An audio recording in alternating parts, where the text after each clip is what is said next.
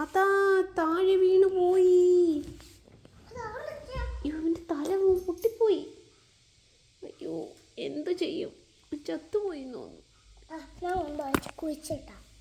കുഴിച്ചിട്ടിട്ട് വേഗം ഞാൻ മണ്ണിനോട് ഉപയോഗിക്കാം.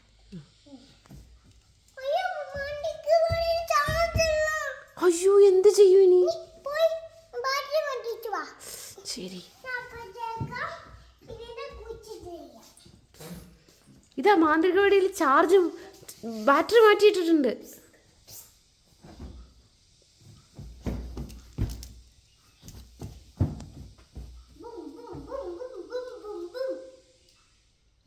ശരിയായോ?